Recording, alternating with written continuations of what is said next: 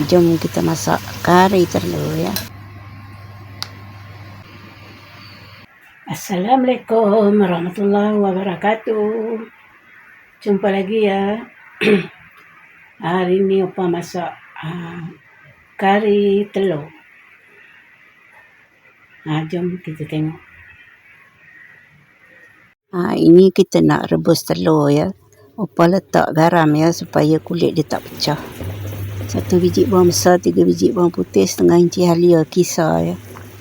3 sudu rempah kari daging, 2 sudu cili kisar. Kalau suka letaklah bendi dengan cili potong. 4 sekawan halba campur sudu kecil ya. Serbuk ketumbar, setengah sudu kecil. Telur tadi dah masak. Kupas dalam air, ketuk-ketuk supaya kulitnya senang nak tanggal. Buat sampai habis. Lepas tu dikelar-kelar telur tu, tapi jangan dalam sangat ya, supaya kuah dia boleh meresap ke dalam.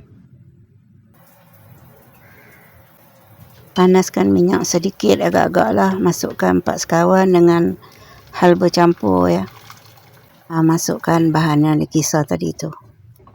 Letak sedikit air ya untuk masakkan bahan kisar tu.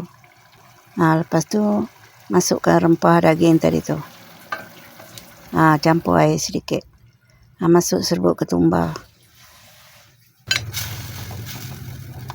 Biarkan mendidih ya. Biar rempah tu betul-betul masak. Kalau nak tahu rempah tu masak, dia macam pekat-pekat sedikit.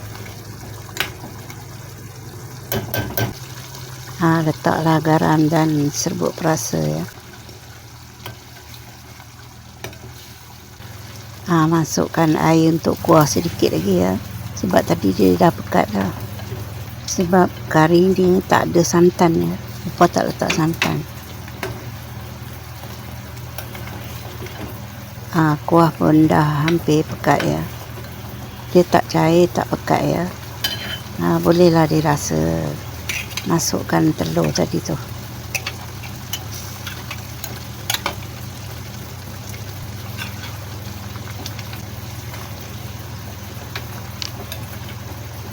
Kalau suka tu dia masuklah cili padi dengan bendi ya. Kalau bendi tak ada, boleh masukkan terung ke apakah.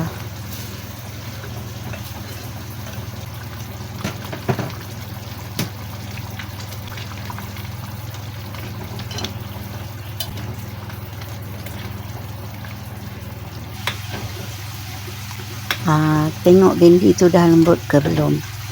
Kalau lembut tu kira dah masak lah.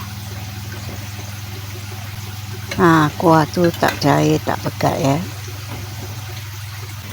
Dah pun siap.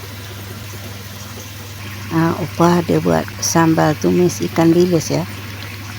Assalamualaikum warahmatullahi wabarakatuh. Selamat mencuba ya. Jumpa lagi di lain video. Okay, bye-bye.